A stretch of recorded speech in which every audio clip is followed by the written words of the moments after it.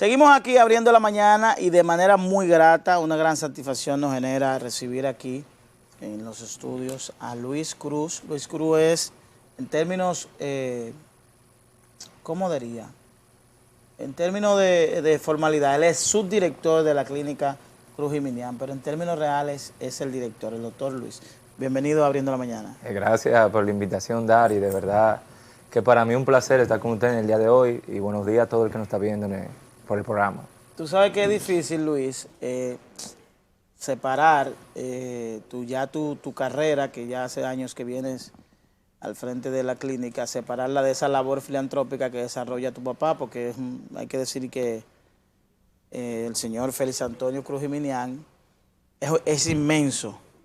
Y obviamente que cuando uno habla de todo el entorno, tiene que obligatoriamente referirse a ese paradigma que probablemente la sociedad dominicana no lo ha reconocido en la dimensión verdaderamente que merece por la labor que hace en términos sociales y en términos médicos, los aportes que hace. ¿Cómo lidiar con eso?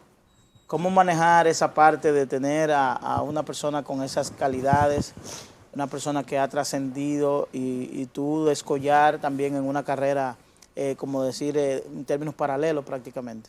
Sí, no es tan difícil, porque prácticamente ya desde muy pequeño ya me vienen diciendo, todo el mundo me conoce como el hijo de Cruz y Minian. Entonces ya uno se viene adaptando a todo eso, a la sombra del doctor Félix Antonio Cruz y Minian. Entonces ya prácticamente ya uno se acostumbra. Pero uno está ahora tratando de salir de esa sombra y crear su propio camino. Claro está, sin perder el lema y los valores que me ha enseñado mi padre, el doctor, pero uno trata de que no sea solamente el hijo de Cruz y Minian, sino que ahí está el doctor Luis Cruz, en la cual estoy tratando de hacer mi legado, que es la misma trayectoria que tiene mi padre, pero a mi manera. Y es un poquito difícil, no lo puedo negar, salir de esa sombra.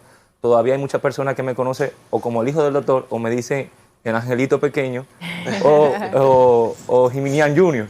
¿Y cómo ser productivo? Yo a veces me pongo a ver, digo, pero ven acá, pero esa clínica deja pérdida. Sí. No, y yo le iba a preguntar, o sea, ¿cómo es trabajar día a día con tu papá? Y como bien decía Dari, es un compromiso, es un legado que está dejando tu papá en la República Dominicana. En mi caso particular, cuando le dije a mi mamá que tú venías al programa, mi mamá es una admiradora, o sea, y todo el pueblo dominicano de tu papá. ¿Cómo es trabajar a diario con don Cruz y Minian? Hay que tener mucha energía, porque ya a las 5 de la mañana ya está pasando visita. ¿A las 5 ya está lo de la clínica? Sí, bueno, ya él me llamó a las 5 para informarme ¡Dios mío! a qué programa que voy y todo eso. Pero sí, a las 5 en punto él está pasando siempre visita. Ya eso es una rutina siempre de lunes a lunes, incluyendo los domingos y días feriados. O sea, ¿él no tiene día de descanso? No, no tiene día de descanso. La única forma de él no pasar visita es si tiene alguna actividad en el interior o algún viaje que ha tenido que irse, pero eso es muy poco, eso pasa muy poco. Incluyendo 1 de enero, o sea, no hay día festivo que él deje de ir a la clínica. Ni 24 de diciembre, no, ni 31. Pero o sea, eso es algo que la persona no lo sabe, pero eso ayuda mucho y ha ayudado mucho el crecimiento de la clínica. ¿Por qué? Porque esa pasada visita que él hace a las 5 de la mañana le ayuda o nos ayuda a nosotros a ver las debilidades que tenemos. Por ejemplo, tú sabes que manejamos 141 especialistas en la clínica Cruz y Minian. Y pues tú sabes que no todos los médicos tal vez no se identifican con la misma ideología del doctor, o a veces se le puede escapar algo al médico que el doctor Cruz con su trayectoria puede captar en la pasada de visita. Nosotros hemos salvado muchas decisiones médicas y hemos evitado muchas cirugías innecesarias gracias a la pasada de visita. Y todo eso porque ustedes saben que... Gracias al seguimiento de... Claramente, una por la trayectoria que tiene el doctor Cruz, las experiencias que no son improvisadas, y otra que en medicina 2 más 2 no son 4. Cualquier cosa, tú puedes tener un conocimiento, o sea, un diagnóstico, pero la experiencia es mucho más que eso. Entonces, gracias a esa trayectoria, esa pasada de visita, hemos salvado mucha vida. Tú sabes que la República Dominicana tiene un tema, si el sistema de salud de República Dominicana todo el mundo lo conoce, sí. Tú vas a cualquier hospital y no hay. Aquí por eso cuando hablaban en el COVID y ponían las estadísticas de la disponibilidad de camas, yo decía, coño, pero ¿qué fue? ¿Que hicieron otro país? Porque aquí, sin haber pandemia, tú vas a un hospital ahora mismo, lleva una gente, no, aquí no hay cama. Entonces, ¿cómo ustedes lidiar con eso, con esa exigencia permanente que tiene el dominicano de salud y ustedes, es decir, darle frente a todos los casos?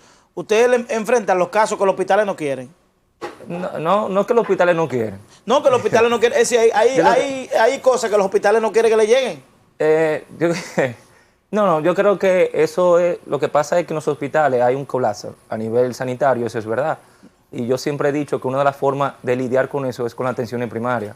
Pero eso es un tema muy complejo y muy amplio, que si lo abordamos vamos a perder, o sea, vamos a hablarte el programa entero. Pero eso es cierto, todos los pacientes que no se pueden atender o que no pueden conseguir una cita en los niveles hospitalarios públicos van a la clínica. Y por eso hoy en día vemos muchas clínicas saliendo nuevas. Prácticamente en los 2 últimos años debe haber más de 50 clínicas nuevas. Pero todo eso debido al colapso a nivel público que hay. Y nosotros como clínica, que somos un centro referidor muy popular, prácticamente nunca tenemos cama. Justamente anoche, con un operativo médico que tenemos actualmente de labio leporino y paladar hendido, con una fundación americana, no tenemos cama, porque ellos están ocupando el 30-45% de las habitaciones y el 50% de los quirófanos. Y eso me disminuye poder asistir a las demás personas. Entonces, todas esas personas hemos tenido que referirlo a otro lugar, pero eso también, referir a un paciente, es otra odisea. Eso, en verdad hay muchas cosas que arreglar. Y también yo voy a decir algo, y lo voy a decir aquí, hay muchos centros que estando vacíos, dicen que están llenos. Pero eso, y eso tiene 3 factores. Una, porque el centro, que me voy a reservar el nombre, que mucha gente sabe de qué centro estoy hablando, no, porque no tiene seguro o porque tiene un seguro subsidiado, ya automáticamente le van a decir que está lleno. O porque el paciente es muy complejo y saben que ese paciente ya prácticamente va a fallecer, también le dice que está lleno. Por eso te digo, te hablo de lo que los hospitales no quieren, porque, y voy a ver si tú tienes una explicación a esto, yo noto que los hospitales, los directores de hospitales tienen alguna línea de que la mortalidad no le llegue. Es que lo evalúan por eso. Si, por ejemplo, si tú tienes un paciente que está en una condición crítica, que la probabilidad de muerte es alta, el hospital se resiste para que ese porcentaje de natalidad no le caiga, no le caiga a ese hospital. Y mira, no lo diría solo a nivel público, también a nivel privado, también, el sistema sanitario entero, porque, por ejemplo, nosotros como clínica, y voy a poner el ejemplo de nosotros, nos evalúan mucho, por ejemplo, la muerte materna infantil, eso es muy, salud pública es muy riguroso con esa parte. Prácticamente si una mujer embarazada fallece dentro del hospital o la clínica, nosotros nos investigan y mandan a inspectores de salud pública a registrar el expediente entero para ver por qué falleció esa paciente. Y si hubo alguna anormalía, se toma una consecuencia que prácticamente hasta cerrar el centro. Y eso es una responsabilidad que a veces en muchos centros no quieren cogerlo. No que no quieren cogerlo, que también el paciente va a un punto a la clínica, ya cuando está casi pariendo. Y cualquier centro no quiere cogerlo porque no tiene conocimiento de esa paciente, no sabe cómo fue su proceso de los 9 meses, quién fue el doctor, quién fue que te evaluó, cuáles son tus síntomas, si tiene hipertensión, si tiene diabetes. Entonces, no cualquiera quiere coger eso, porque eso le va a traer una responsabilidad que le puede costar hasta el cierre de la clínica. No sé si a nivel público hay una línea que te dice, mira, estos tipos de casos, que si tú lo ves así, no lo cojas. No, eso sí no lo creo porque, por ejemplo, yo que he tenido mucho contacto con los directores de hospitales, ellos son prácticamente unos aliados a nosotros y ellos nos reciben todos los pacientes con mucho amor. El problema es que están llenos prácticamente y hoy en día los servicios están más saturados que hace 3 años. Luis, ¿y cómo manejan ustedes el tema de cuando se acerca un paciente sin seguro médico? Que hoy en día se dan muchísimos casos, que a veces no tienen seguro y con el corazón tan bondadoso de tu papá, sabemos que... Nosotros lo subsidiamos, prácticamente con la ganancia de la clínica, subsidiamos todos esos pacientes que van totalmente, que no tienen recursos. Hemos tenido muchos casos que de pacientes que ya cuando le dan de alta, la cuenta le puede ser 700,000 pesos, 800,000, porque tiene 30 y 45 de interno, y nos dicen que no tiene prácticamente nada, que nada más tiene 20,000 o 10,000 pesos. Y prácticamente nosotros no tenemos la costumbre, ni vamos tampoco a tener esa costumbre de retener el paciente, ni tampoco una persona fallecida. Entonces prácticamente lo dejamos salir o lo entregamos y prácticamente la clínica subsidia a ese paciente. ¿Cómo? Con los otros servicios que damos, subsidiamos la debilidad de otro departamento. Entonces la gente dice, ¿cómo la clínica Cruz Jiménez sobrevive? Wow. Bueno, gracias ¿Cómo deja dinero eso? Gracias a todos los especialistas que trabajan dentro del centro, que son especialistas muy buenos todos. Ahí todos los especialistas que están ahí son de última, o sea, son con mucha calidad y ellos atienden pacientes. Y con lo que ellos generan, prácticamente la clínica subsidia a la gente que no tiene recursos. Y una pregunta, Luis, dos preguntas también. Sí, claro. La primera es, los jóvenes, ¿por qué acuden, digamos, a la clínica? Es decir, ¿por cuál enfermedad o por qué, digamos, situación Patología. que le ocurra, por qué patología acuden a la clínica? Digamos, no sé si accidentes o por consumo excesivo de alcohol o lo que sea, ¿no? La juca. Y la segunda pregunta sería, tú como nueva generación, ¿cuáles serían las innovaciones que tendría la clínica, digamos, viendo ya que tu padre, aunque le queda mucha fuerza, va a ir ya pasando a un segundo plano y ese primer plano que él abandona tú lo ocuparías? Claro. Los jóvenes mayormente van a la clínica. Antes era mucho más por alcohol y por, podemos decir, juca. Sí. Pero también van mucho por accidentes de tránsito, mayormente por accidentes de motor. Tú sabes que por eso tipo de sectores se usan mucho los motores en los jóvenes. También por accidentes de armas blancas. Ay, Dios mío. Y heridos de bala o atraco o intercambio de banda. Ajá. Eso va mucho. Ay, Dios Sí mío. hemos visto últimamente casos de jóvenes hipertensos, también jóvenes que están prácticamente por el uso de proteínas. ¿Y el uso de paracosito? No. No, mayormente por el uso de proteínas de gimnasio, sí van. Sí. De estimulante, yo quiero decir. Eso sí, yo sé, pero no Ok. va por eso, no va muchos casos de eso. Sí puede aparecer uno o dos, Ok. pero sí hemos tenido muchos casos últimamente de jóvenes que usan muy abusivamente las proteínas de gimnasio y prácticamente le provoca la falla renal. Y eso, esos jóvenes llegan a lo que es la diálisis. Ajá. Y eso ya se está viendo muy común porque ya todo el mundo quiere tener su músculo, usa mucha proteína La falta y de lo usa abusivamente. Inyectarse y Inyectarse también. Y entonces eso estamos viendo muchos casos de eso. Natural. Y también los jóvenes que usan juca, es un tema que yo sé que mucha gente no le gusta hablarlo, pero sí, eso. Y en tiempos de pandemia se vio muchos jóvenes con el COVID. También de estupefacientes, también tienen muchos jóvenes. No, eso no, nosotros no lo recibimos mucho porque no tenemos unidad prácticamente de recibirlo allá. Sí estamos pensando crear una unidad, pero no recibimos tantos jóvenes que por uso de... Hay dos temas que son... Pero para contestar la segunda pregunta, sí, Ok. como nueva nosotros generación, sí estamos innovando. Como clínica hay un antes y un después. Por ejemplo, si tú no visitaste hace 3 años, no vas a reconocer la clínica hoy en día. Es bueno destacar que a final de junio vamos a estar inaugurando 4 unidades. Entre eso está el Laboratorio Amadita, que por primera vez una clínica privada y en un sector como Cristo Rey se va a instalar dentro de la clínica Cruz Geminiana 24 horas. Aparte de eso, vamos a tener un área de oncología, que va a haber consulta, farmacia y quimioterapia. También vamos a tener un área de oftalmología, que puedo decir que es uno de los centros oftalmológicos más modernos del país, con quirófano totalmente equipado y moderno. Y también un área de hemodinamia. En conjunto con los doctores que trabajan en Corazones Unidos, se van a instalar allá para hacer cateterismo y cirugía de corazones abiertos. Todo eso va a ser a final de junio. Vaya. Y muchos qué proyectos bueno. ambiciosos que tiene la clínica para beneficio de la comunidad y de todo el país.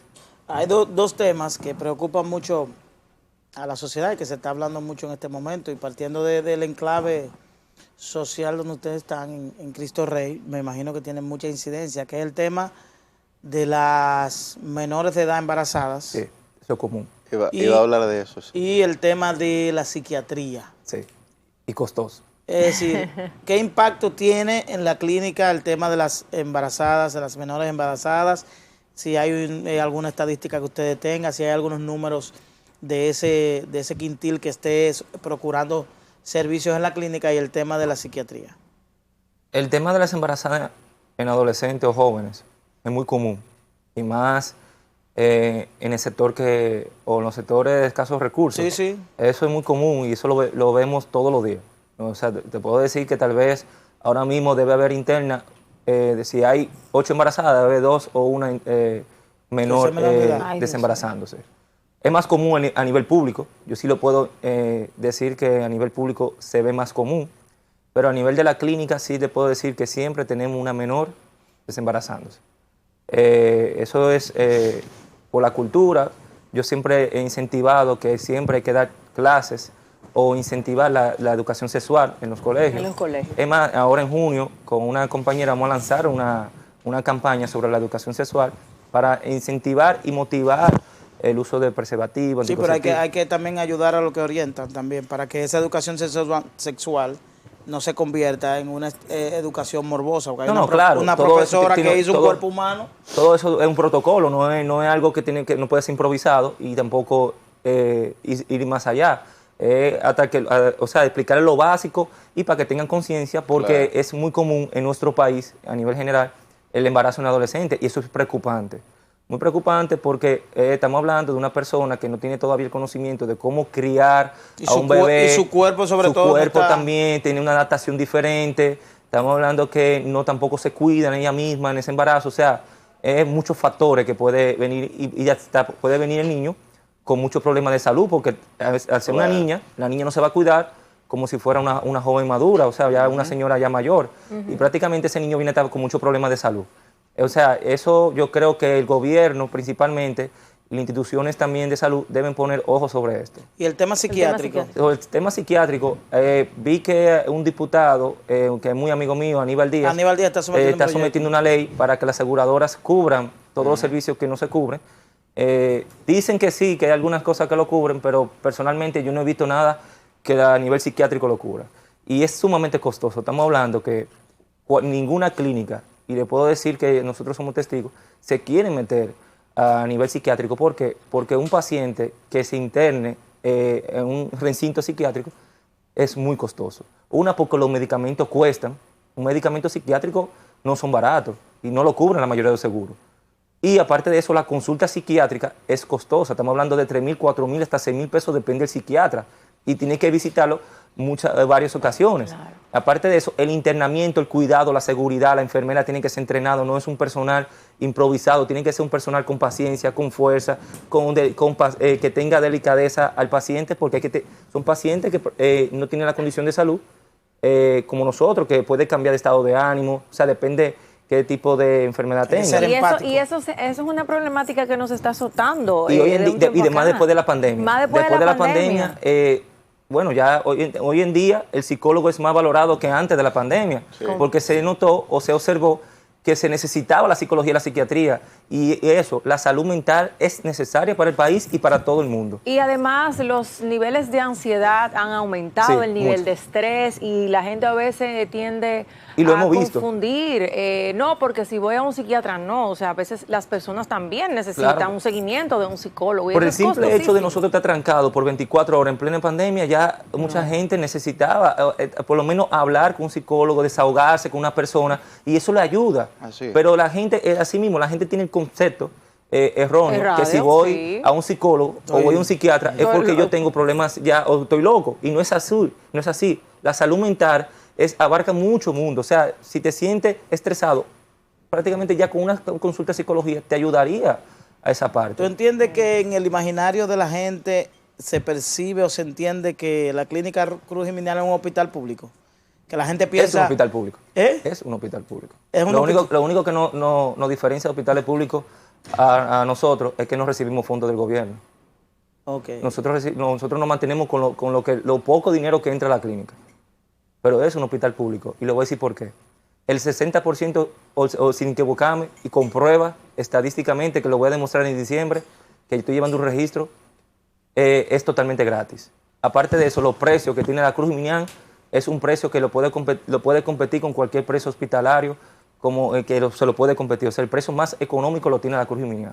A tal nivel que nosotros lo que hacemos es, por ejemplo, voy a dar un ejemplo, la neurología pediátrica, que nada más hay como 20 en el país entero. Bueno, eso sí es caro. Tú consigues una neuróloga pediatra, cuesta hasta 4,000 y 5,000 pesos. Dímelo depende. a mí. La consulta está de a 1, 3 y 4 Dinero. meses. ¿Qué nosotros hicimos? Nosotros hablamos con una doctora, que es sumamente excelente doctora, Ana de Champs, y ella le explicamos la situación. Mire, doctora, el servicio de neurología pediatra es necesario. La gente de escasos recursos no tiene la facilidad de poder visitarla a cualquier centro clínico privado porque es O no va a sumamente poder costoso. pagar. ¿Cómo podemos llegar a un acuerdo que usted le pueda dar el servicio, no gratis, pero a un precio que el paciente pueda pagarlo? Ahí está la doctora, gracias a Dios está dando un servicio de muy buena calidad y a un precio que el usuario pueda pagarlo. Entonces, aunque nosotros no lo damos gratis, lo tenemos a un precio mucho más cómodo para el Asequible. paciente. Entonces, nosotros prácticamente somos un hospital.